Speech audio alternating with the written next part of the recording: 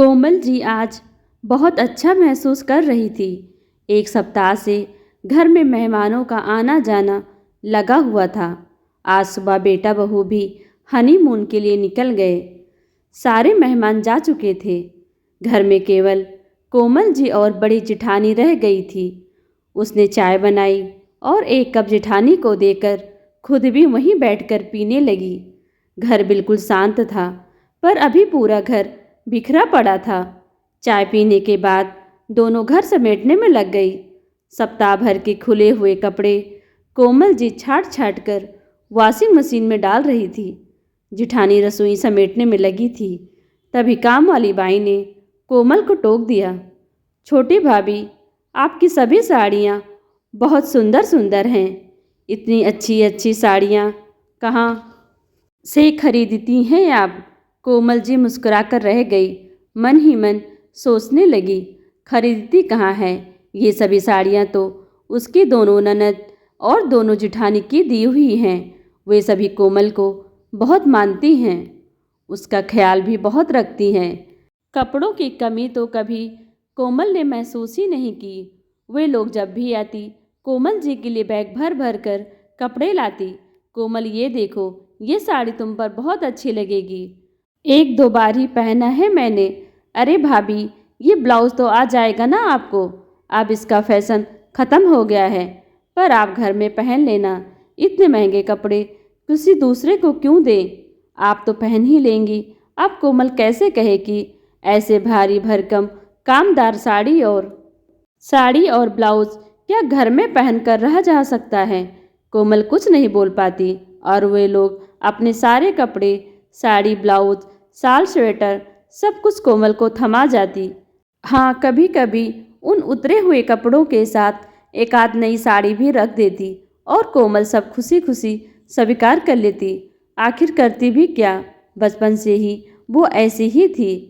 कभी भी नखरे करने की आदत नहीं थी। उसके लिए पापा अपनी पसंद से जो भी ला देते वो पहन लेती। पर हाँ, शादी के पहले किसी के उतरे कपड़े कभी नहीं पहने उसने। कभी ज़रूरत ही नहीं पड़ी। कम ही कपड़े होते उसके पास, पर सब अच्छे होते। फिर शादी हो गई, कोमल ससुराल आ गई। रवि का अपना बिजनेस था। कोमल की जिंदगी अच्छे से गुजर रही थी। 2 साल के बाद ही कोमल की गोद में नन्हा किशन आ गया। तभी परिवार में किसी की शादी थी, जहां कोमल और रवि को ही जाना था। तब जिठानी ने अपनी कुछ अच्छी साड़ियां देखकर कहा कि शादी में जा रही हो, 2-4 और साड़ियां रख लो, ये तुम पर अच्छी लगेंगी। कोमल ने भी सोचा, क्या हर्ज है, आखिर भाभी मेरी बड़ी बहन के जैसी हैं, उनके कपड़े तो मैं पहन ही सकती हूँ। और फिर उसके बाद जब भी कोई ऐसा मौका आता तो दोनों जेठानी अपने कपड़े कोमल को दे दिया करती।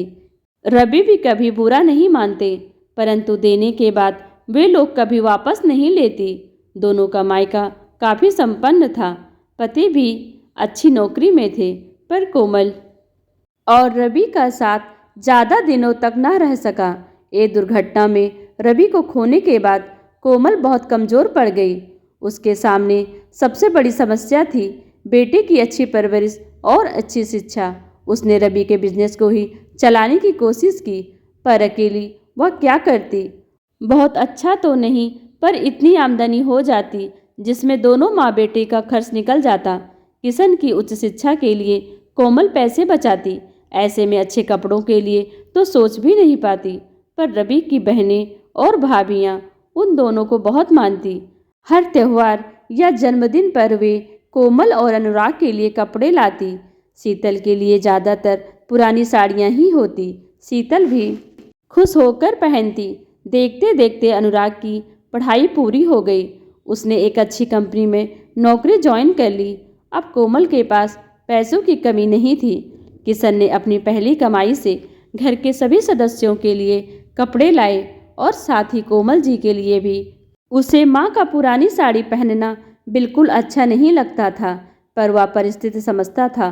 कोमल भी अब उन लोगों के दिए कपड़े नहीं पहनना चाहती थी, पर अब मना कैसे करे? कोमल कुछ कह नहीं पाती और ये सिलसिला ऐसे ही जारी था। कुछ साल और बीते और अब रवि की शादी भी तय हो गई। इस बार भी सबने कोमल के लिए कपड़े लाए। कोमल ने चुपचाप रख लिए, पर शादी वाले दिन जब उसने ननद की दी हुई साड़ी पहनी तो रवि भड़क गया। पूरे परिवार के सामने उसने माँ को किसी की दी हुई साड़ी पहनने से मना कर दिया और उसी वक्त माँ को लेकर बाजार चला गया। अभी बारात जाने में 5-6 घंटे की देरी थी। उसने माँ की पसंद से कुछ साड़ियाँ खरीदकर उसी वक्त ब्लाउज सिलने दे दिया। कुछ पैसे ज़्यादा लगे, पर समय पर सिलकर तैयार हो गया। घर आने के बाद रवि ने साफ शब्दों में सबको कह दिया कि आज के बाद वे किसी की उतरन नहीं पहनेंगी।